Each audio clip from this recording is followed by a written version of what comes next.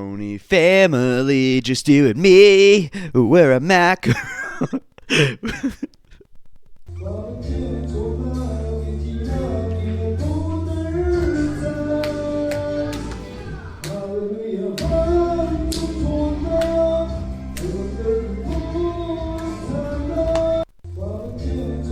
That's right, the champion's here, baby.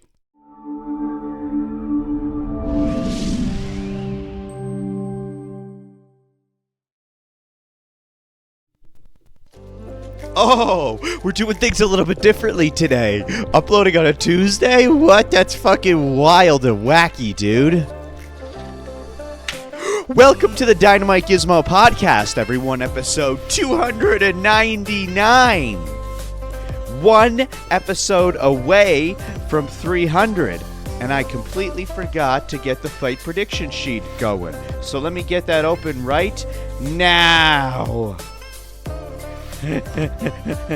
Here's today's card. It's Trish around here to show you the card, but it's not tradition to show you what picks I have until the very end of this episode, unless I decide not to, which it's not a numbered event, so I'm not going to show you, and I'm waiting for it to load right now. That's why you can't see it on the screen quite yet, but we'll get there. We'll get there. We'll get there.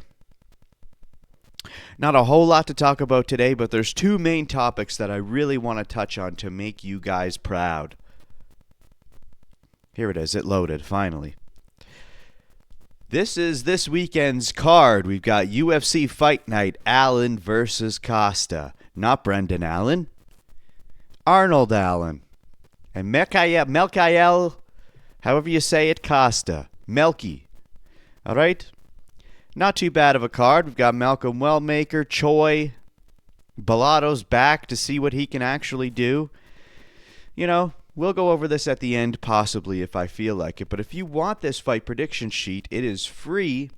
I make these for every single event, numbered event or fight night. Link is in the descript or in the bio. Go download it. Go print it off. Be a boppity. You understand? Now let's get into the topics of the day. Strickland. Strickland did it, baby. And if you were watching it, or if you were watching my standing solo watch party, you would have seen how excited I was, because by George was I ever. I can't believe he actually did it. The middleweight champion of the world. Fantastic that he's back. We got an American champion once again. Well, I guess is Kayla Harris. And then also, this weekend, we not only have Arnold Allen versus Melky Costa, we also have the MVP card on Netflix, Ronda Rousey versus Gina Carano. Now, am I too excited about that? Well, I don't know, but that'll be our first topic of discussion today. And then I want to touch on Ariel Helwani. There were some comments that he made yesterday. And, you know, I don't know if I fully agree with what he had to say, so we're going to talk about it today. But before we get into any of that, I just gotta say this: the aside from UFC 328, would you pause, please? Jeez Louise. Aside from 328, and aside from 329. The very next, essentially, numbered event that we get is the White House card. Literally next month is the White House event. I have to sneeze. Hold on.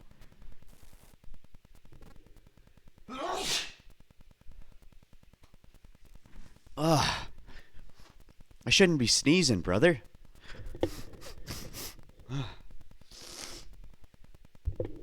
I wonder if that's allergies. The very next event, aside from fight nights, aside from the next essentially numbered event, is the White House event. Next month. It's actually here. And it's actually happening. On the lawn of the White House. Motherfuckers are going to duke it out. At the White House. How crazy is that? That's not normal. That shouldn't be happening, but it's happening.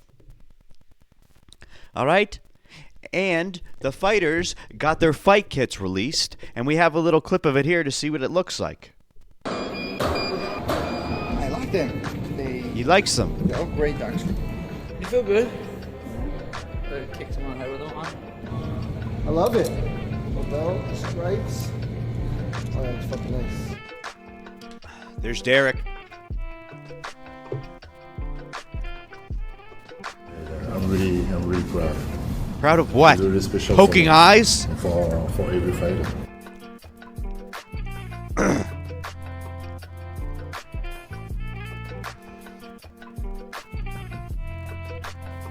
I'm gonna be as ready as I've ever been. So I'm excited to represent this country. Mostly my family, my coaches, and the country part just comes natural. So very proud. Love it. Awesome, man. Thank you very much. I mean, they look all right. It's nothing too special. It's kind of like a generic fucking America theme, but that's okay. What do you expect with Venom nowadays? Well, I shouldn't say that. I actually like the custom Venom shorts. Everybody shits on basically all of them. I think the majority of them are great. And the ones that I don't think are that great, that's the ones that people think are great. So I can't always have a good opinion on them. Here's another angle of the shorts. I should say fight kits. Yeah. Alex, Topuria, O'Malley, Gaethje. All right. Not too. They're not bad. They're not bad, dude. I actually like them.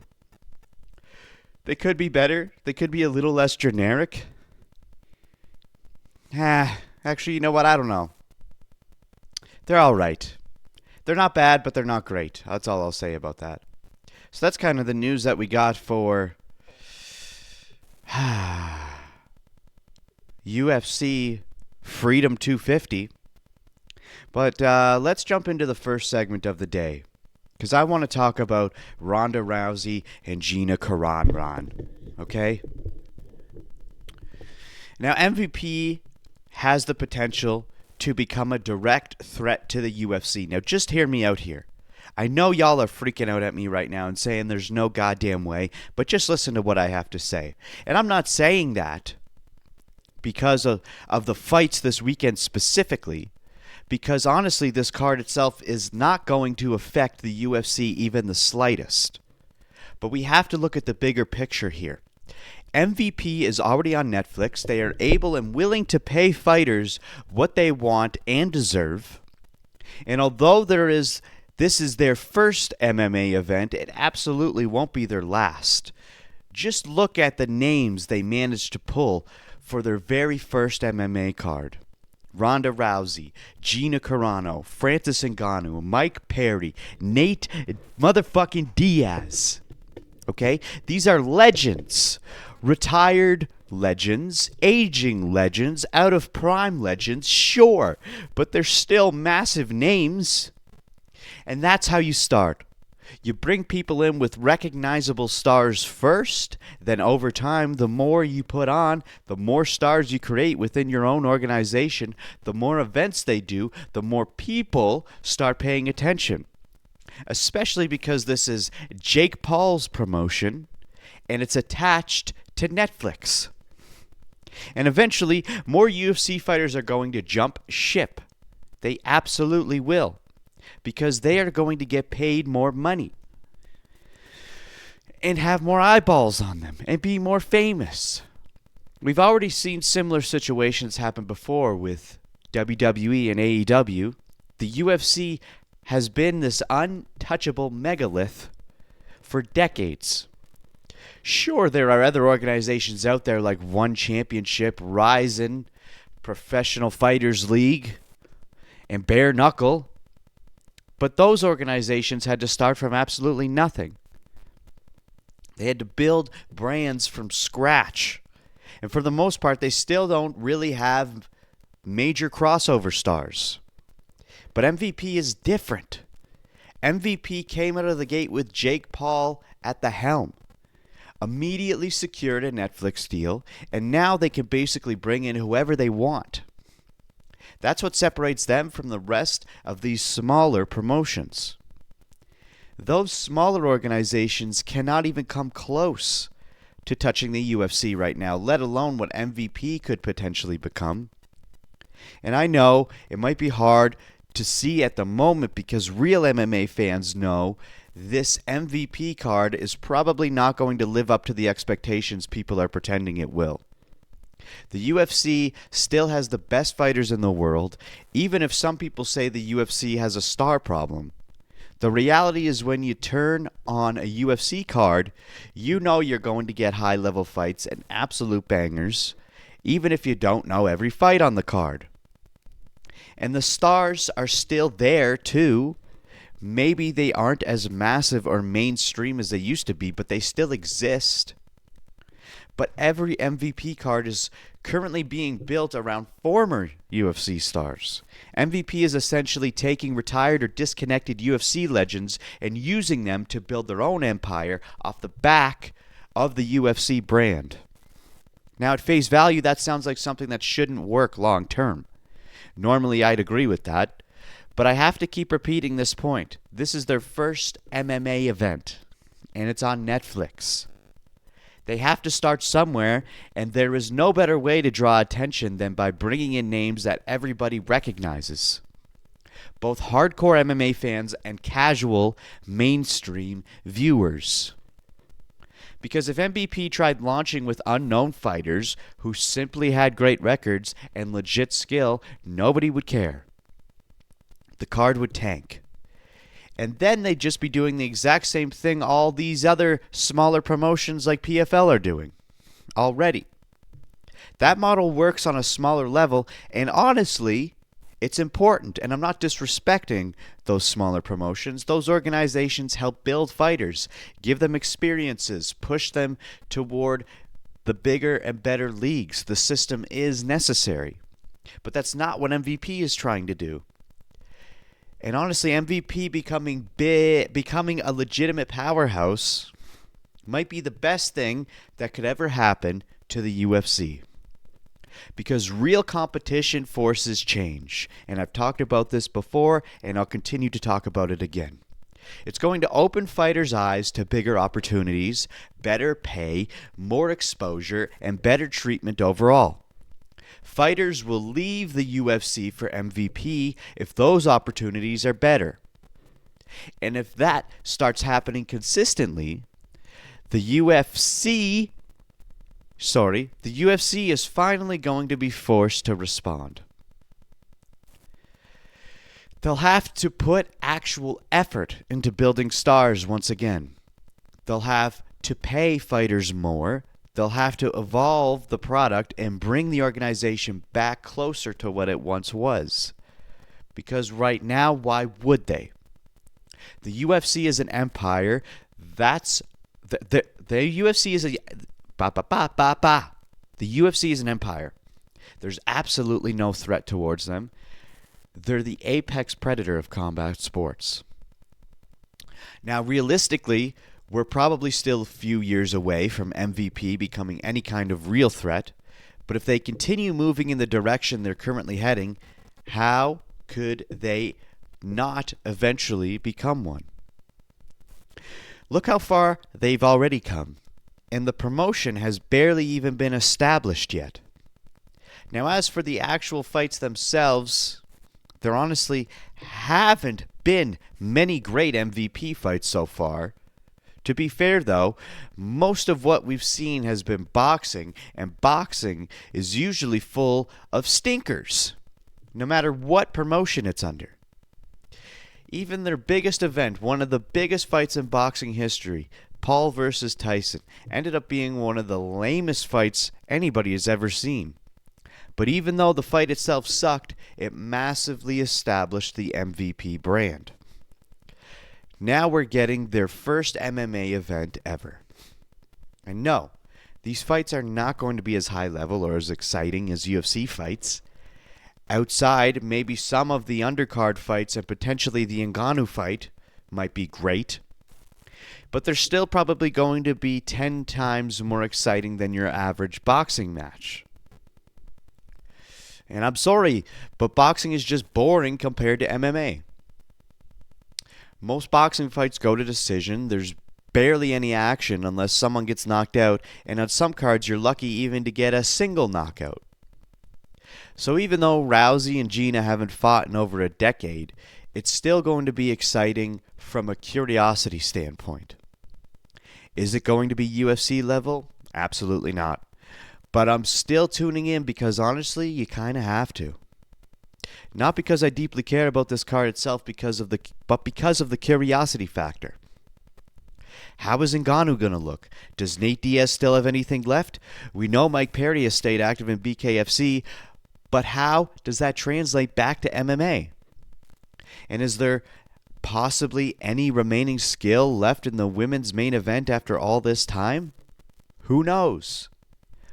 But whether people like this card or not, everybody is going to be paying attention in some form. Even if you don't watch the event live, you're going to see clips all over social media afterwards.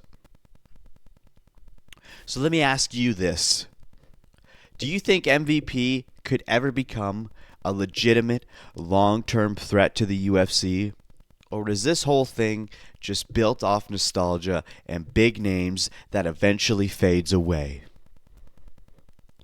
Hallelujah. Hallelujah. That's how you know the segment's over, once I start singing. So, of course, today is Tuesday, which means rankings get updated. And I woke up this morning to updates to the rankings. Let me just have a slurpy slurp.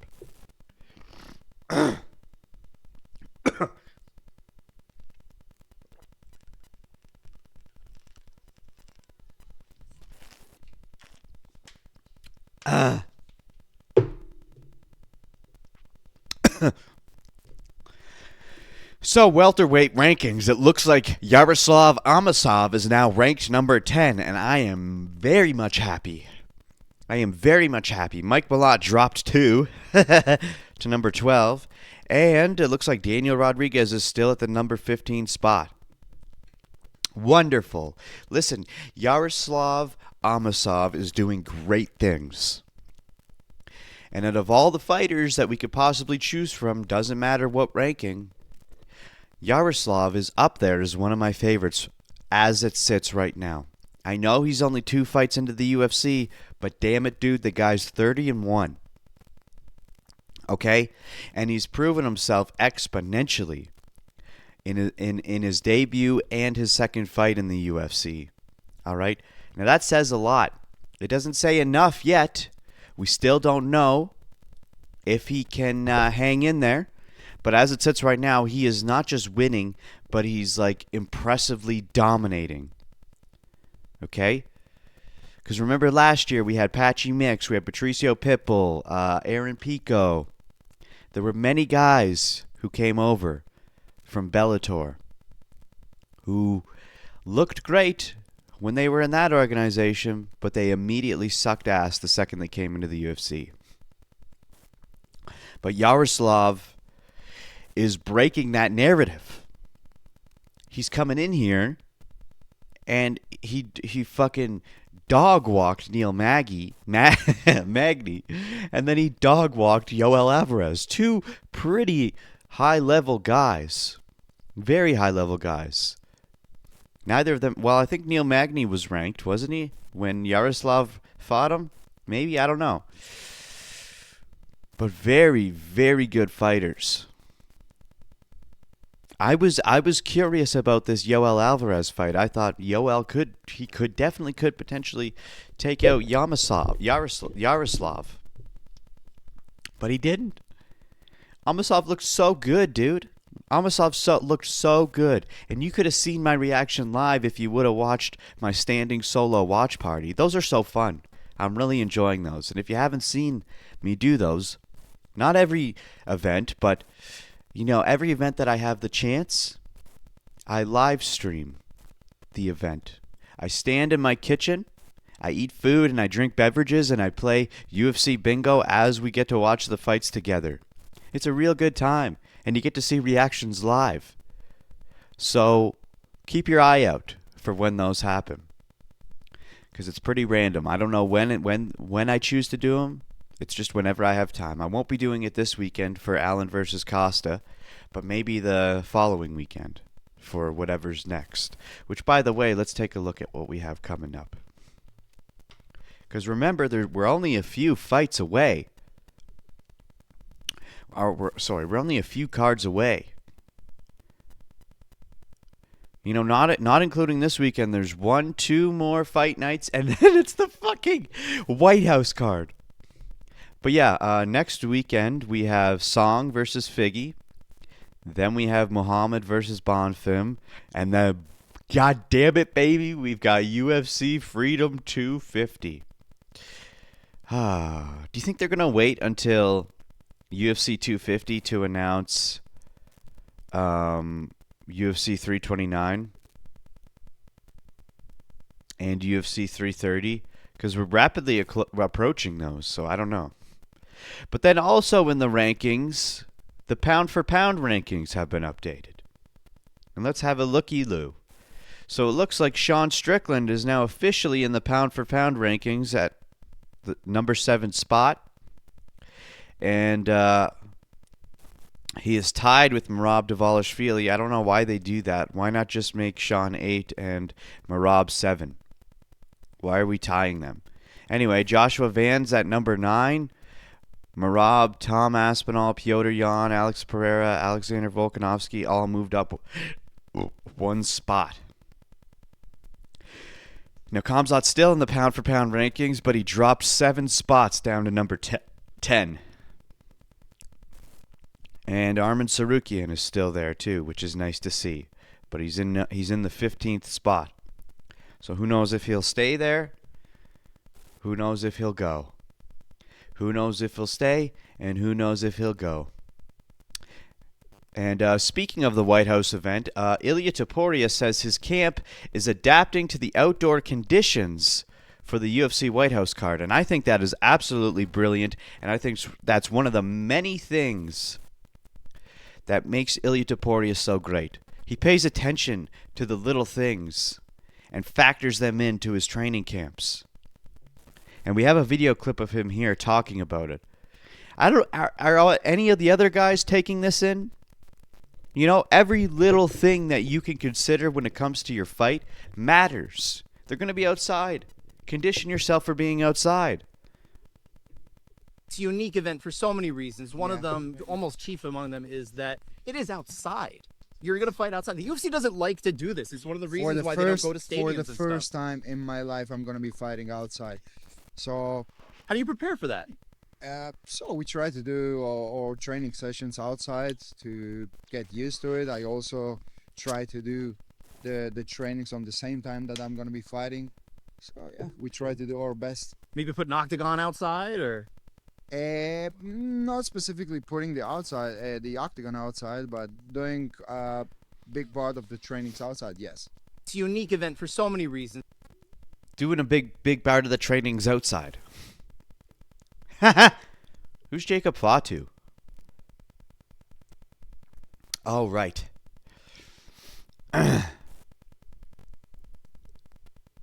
Okay. So that's it for the rankings update. Now we need to get into what I really want to talk about today. Let me just pause this. This is what I really want to talk about. Can I do this? Can I do this? No, that ain't gonna work. Hold on a second. I'm trying to do everything by myself, ladies and guys. Anyway. I need to talk about Ariel Helwani and what he said about Sean Strickland yesterday, because I disagree. He went off on Sean Strickland. But before I get into this, I want to give Ariel his flowers, because I genuinely have a lot of respect for Ariel. He has been a massive inspiration for what I do on this channel. I followed him for years. I watch his show every single week. And when it comes to MMA news coverage, he's honestly the only guy I fully trust when it comes to breaking down information about the sport, or simply breaking news about the sport.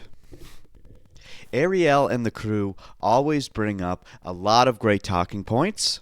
I don't always agree with them, and honestly, I probably side with GC or Rick more often than Ariel himself. But regardless of that, I still have a huge amount of respect for him. I want to start that off the bat. I have a huge amount of respect for him. And for the most part, I usually do agree with a lot of Ariel's opinions. But yesterday was one of those rare times where I just completely disagreed with him. Firstly, let's watch part of the clip I'm talking about so we can discuss it.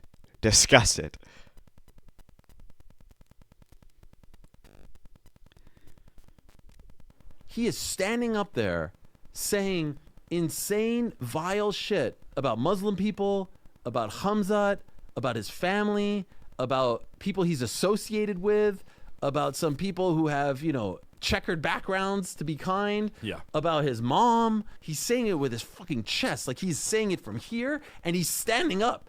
What Sean was saying at that press conference was crossing the line. What Khamzat did was dirty. Yeah. You can't kick a guy that you're about to fight in the balls before. Saying this isn't their debut and that they've already known what that feeling is like. Oh, sorry. Actually, let me play a little bit more. Anticipation, all-time high, building up. Holy shit. You win that fight and tell the world that was all for show? That was all for promotion? That is the biggest bunch of bullshit that I've ever heard. That is fraud. That is cowardly shit. You cannot do what he did and say what he did in the build-up to that fight and then tell us seconds after the fight is over, I was just trying to sell the fight. Yeah. You can't do that. You cannot walk that back. You called his mother a whore. You called his religion awful things. That doesn't go away, I'm sorry. And all that tells me is you're not who you say you are. You think Conor and Khabib are ever doing that? Ever. And these two guys went back and forth and took this sport and their fight into the gutter. And then afterwards we're doing the kumbaya thing, putting the belt. No. And then you tell me afterwards, you share the cage with someone, 25 minutes. Excuse me, that wasn't your debut. You know what that feeling is like. You know what that phenomenon is like, sharing the cage with another human being. And yet you still spoke about him that way. Oh, was I? Oh, well. Fuck, did I not? Anyway. Saying this isn't their debut and that they already know what that feeling is like doesn't apply to the situation whatsoever. It doesn't matter whether it's your debut or your first fight, 15th fight or 13th. If you share a cage with another human being for 25 minutes, especially when there's real hatred involved, you're going to come out on the other side feeling like something was resolved. So when Ariel says, "Excuse me, this isn't your debut," you know what that feeling is like. I just don't think that justifies his argument at all. It doesn't matter how many times a fighter has stepped into the octagon. If they go into a fight with genuine hatred, animosity, or disdain for another person, they are not going to come out feeling the exact same way afterwards. You don't build some kind of emotional tolerance to fighting another human being. Fighting somebody brings out a primal instinct that can completely tame or release whatever hatred you had towards that person beforehand. Now let's watch some more. If you know what happens when you share the cage with someone for 25 minutes, you know that you're going to feel some sort of way about them in the aftermath. Kinship of yes. sorts, yeah. Don't tell me that, something came on you and afterwards you respected this man. No, you don't respect this man because you said all that stuff. Either you're lying about everything you said, but you took us to a very dark, deep, disgusting place. Fine. That's how you feel. And then you tell us in the immediate aftermath, I didn't mean any of that. I apologize, guys. When Conor McGregor... Yes, Sean apologized.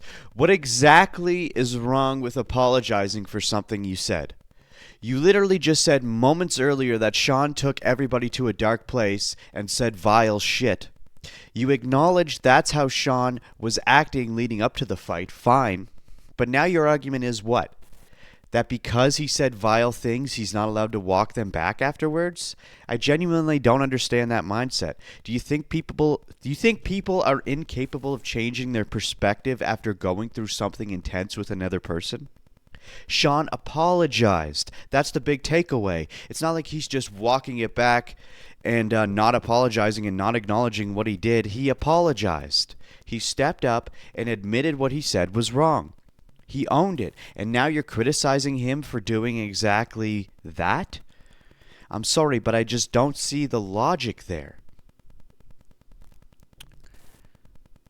McGregor won the belt at Madison Square Garden. He apologized to nobody. Hang on a second here, folks.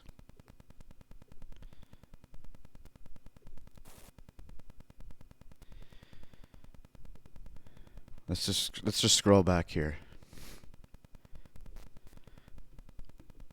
I apologize, guys. When Conor McGregor won the belt at Madison Square Garden, he apologized to nobody. Okay. Who cares about Conor McGregor? Who cares what Conor McGregor did? Sean is not Conor McGregor.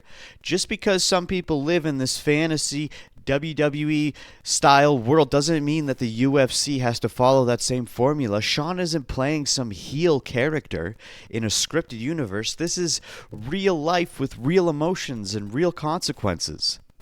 There is so much more pressure leading into that fight. These guys are anxious, emotional, scared, angry, tense, all at the same time. And on top of that, Sean genuinely hated Khamzat leading up to that fight. So of course he was saying nasty shit. What do you expect? Yeah, part of it was selling the fight, absolutely. But there was also truth behind it. Sean genuinely felt that way at that time. Or at least he did heading into the fight. And guess what, Ariel? They fought. And they fought hard. So naturally, whether it was their first fight or not, they were going to come out on the other side with some level of respect for one another. Why? Because they fucking went to war together. That changes your perspective in a way most people will never understand unless they've experienced it themselves. And this dude is apologizing for all of that 48 hours later? Whoops, 1 second. I fucking forgot again. Let's go back a bit. And this dude is apologizing for all of that 48 hours later? You don't get to say that about someone's religion and parents and mom and then apologize. I felt that was so weak. I felt that was so disappointing. I have nothing against Sean. I like Sean. In fact, I told his team long before all this, I think Sean and I have some things in common. That was BS. Respect to Khamzat. He tested me. Yeah. But F that guy. Yeah. And if you want to get that belt back, beat 5 MFers and I'll see you in 2 years. I think that's probably and the by right the way, answer. you didn't make weight and I still stood here and beat your ass. What?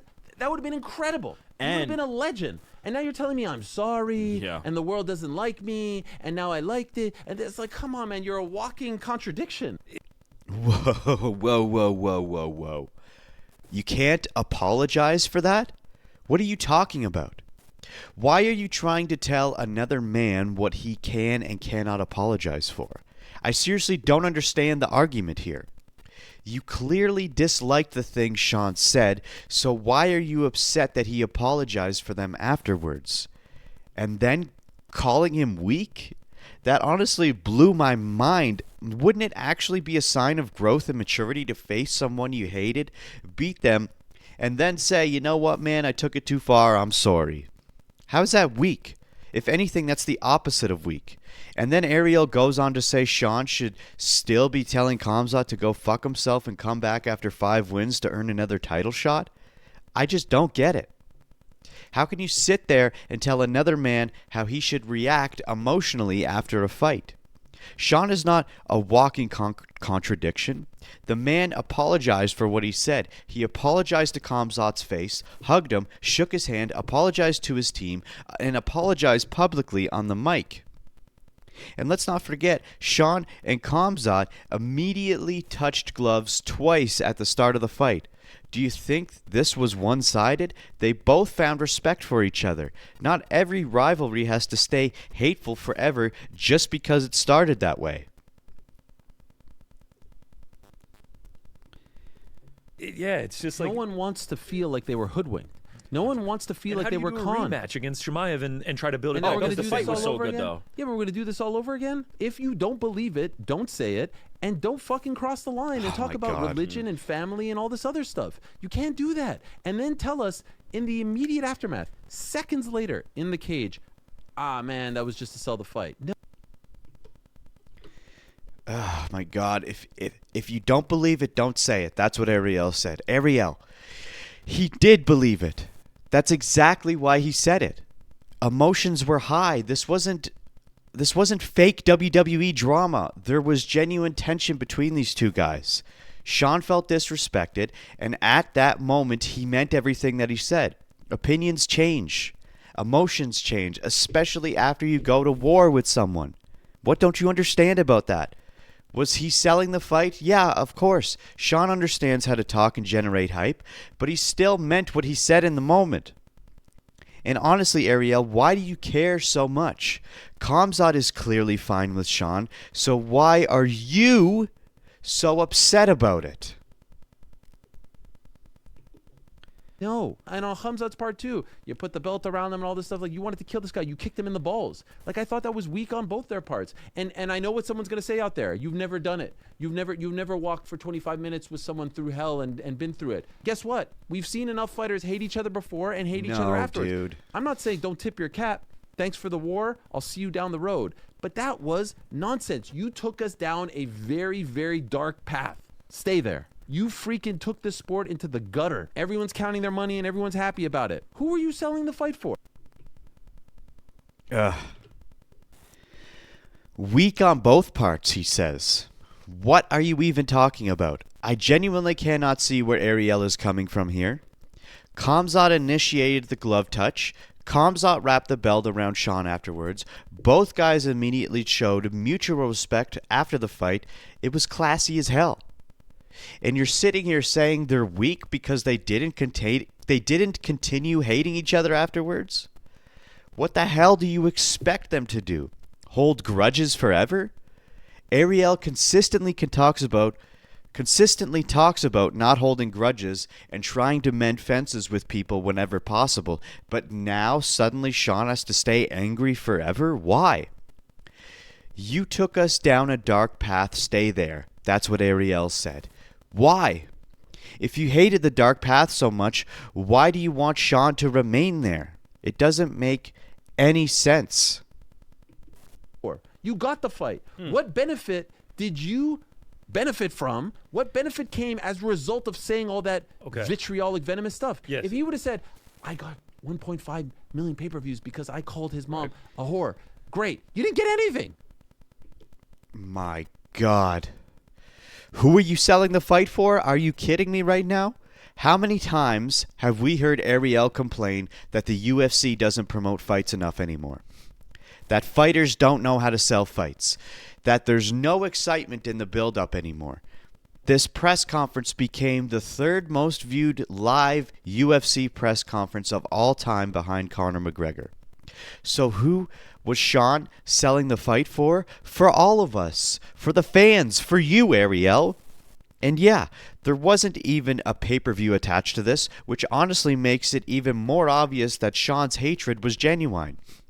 He didn't have to go that hard promoting the fight, but he did because he genuinely disliked Khamzat. Yes, he was selling the fight, but the hatred was real too. And now Ariel is upset because Sean didn't continue hating Khamzat after the fight. This just makes zero sense to me. You're asking what the benefit was? How about the fact that more people are paying attention to the sport now than before?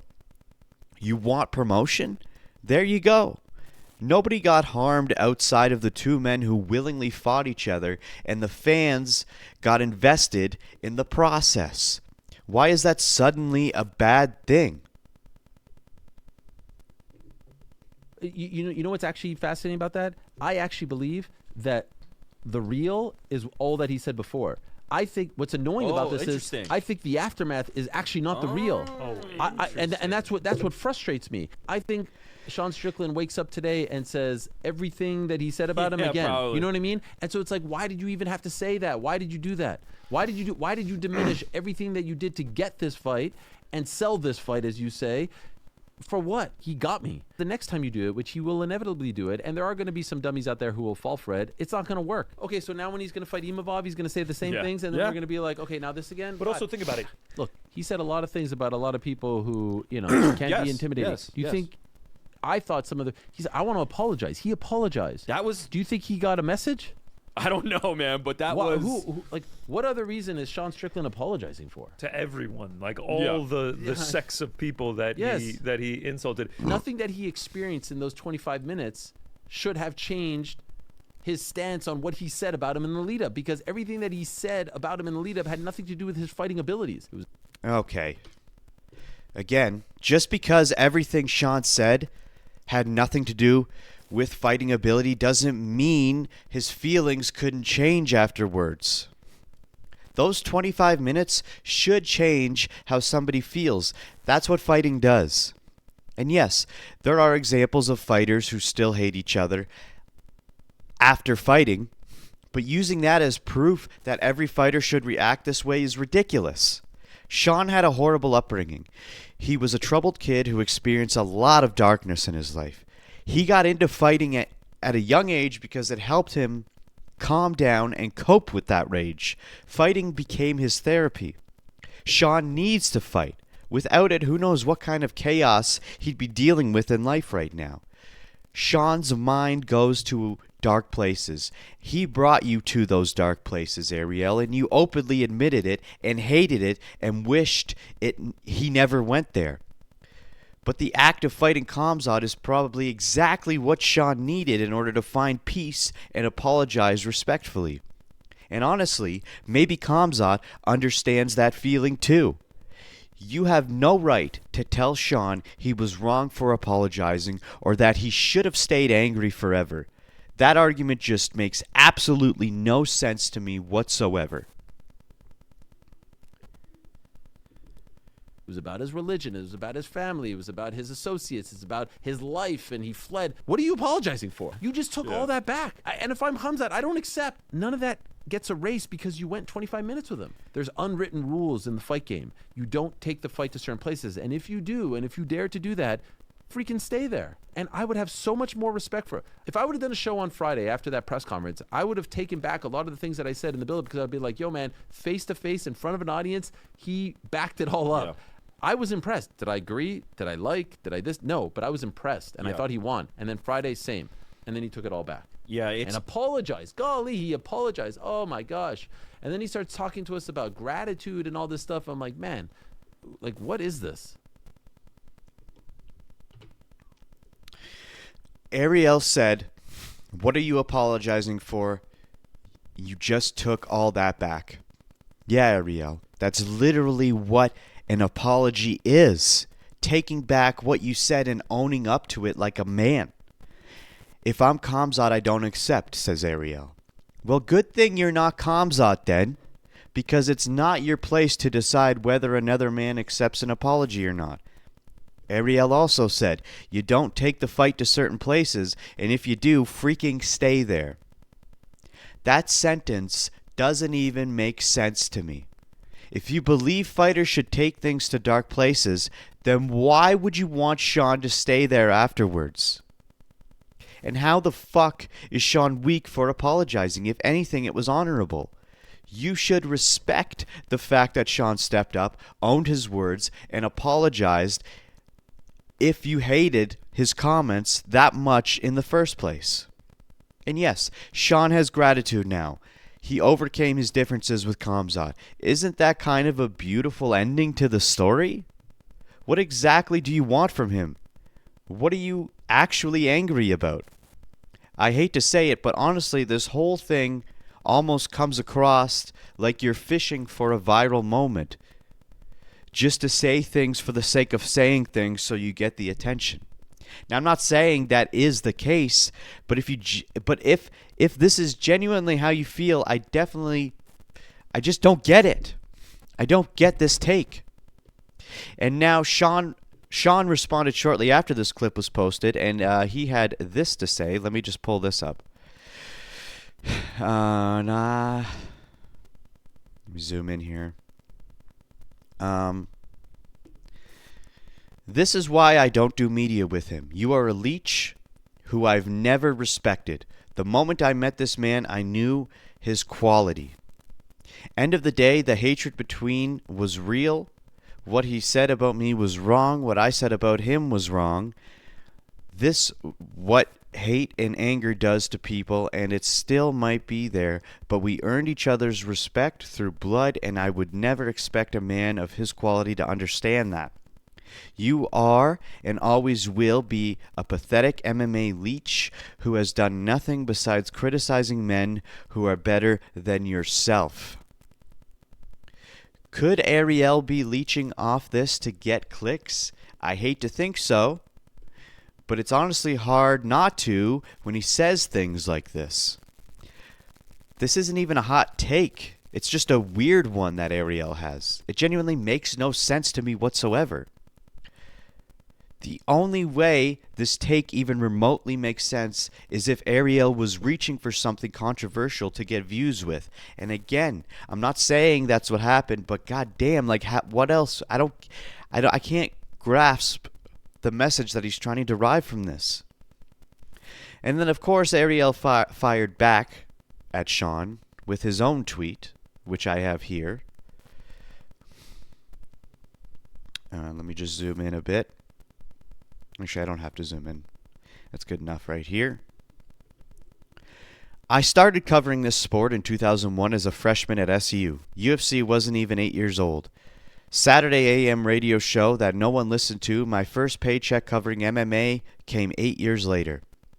Call me a lot of shit if you wish, but a leech is laughable. There was nothing to leech off.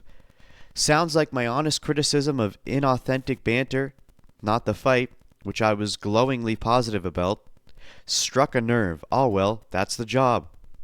I'll tell you who is a leech. Managers who care more about their standing with the entity they are supposed to negotiate with than their own clients. Managers who suck a percent off the blood, sweat, and tears of broken fighters and care more about their own fame than their clients. Managers who beg media to speak to them rather than speak to their own clients. Laughable. Judge me by my enemies. If they think I'm a bad guy, I'm very happy.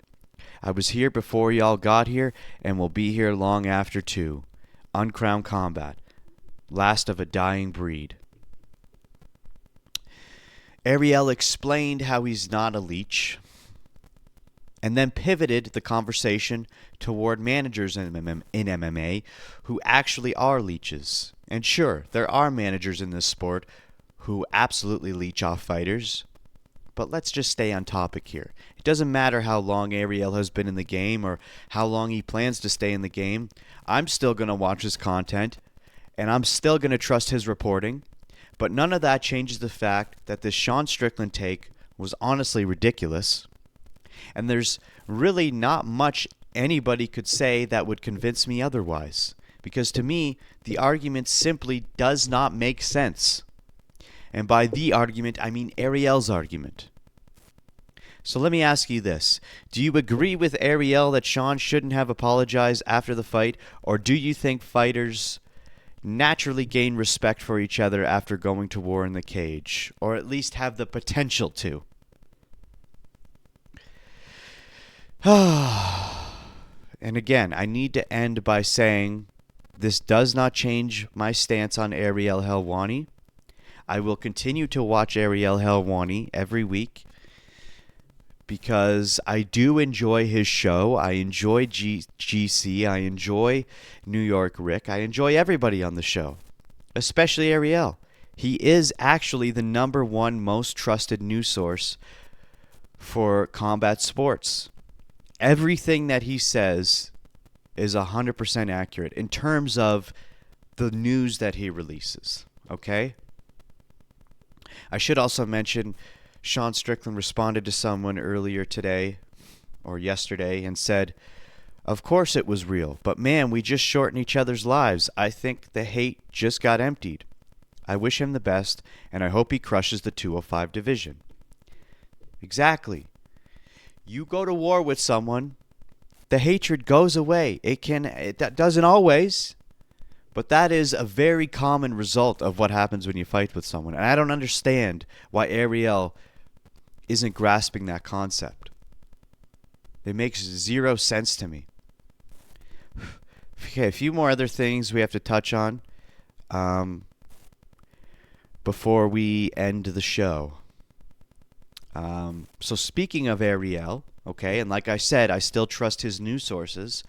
Conor McGregor versus Max Holloway at International Fight Week is currently on the goal line via Ariel Helwani.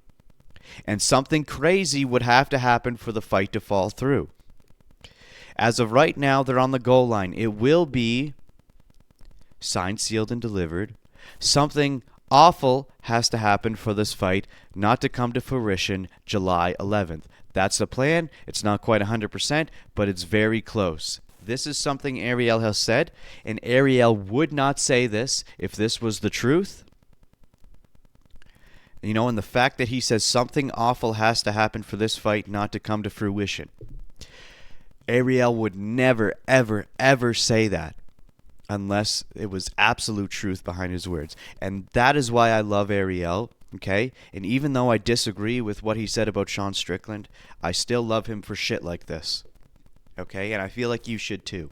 Because he is by far the most trusted. There are a few others who are out there and they're somewhat trusted, but they don't get it as accurate as Ariel. So the fact that Ariel came out and said it this way, it's like, okay, we're getting fucking Conor McGregor versus Max Holloway. So you have to be confident about that. Now, of course, something could happen and it could fuck it up, but we'll see. Now, Ariel Helwani also mentioned managers who are leeches and simply promote fights through themselves and take a huge cut of the fighter pay. Now, he didn't specifically talk about Ali Abdelaziz, but some people could interpret it that way because Ali did post this on X. It's footage of Ian Garry wrestling or doing some grappling training, and he just put an emoji with sunglasses as the that's Pergondi. That's Alexei Pergondi. I just realized that.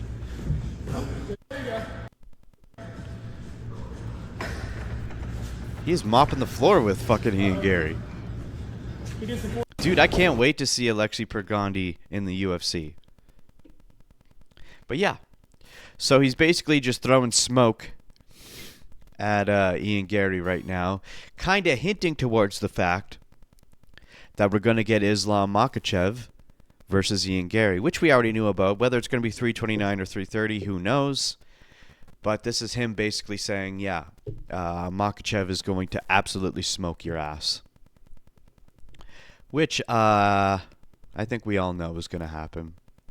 And one other little final fact. We got another Max Holloway mention here, but Home of the Fight had posted this. When Gina Carano had her last MMA fight, Max Holloway hadn't even made his MMA debut. Every single one of Holloway's amateur and pro fights happened after Carano stepped away from the sport. Now, 17 years later, Gina Carano is stepping back into the cage. The last time Gina Carano fought was 2009. And then Max Holloway had his pro MMA debut in 2010. Okay? That is something to keep in mind when you watch the MVP card this weekend. We are witnessing old, retired people come back into the sport after over a decade. That is a huge factor, especially with sports, especially with combat sports.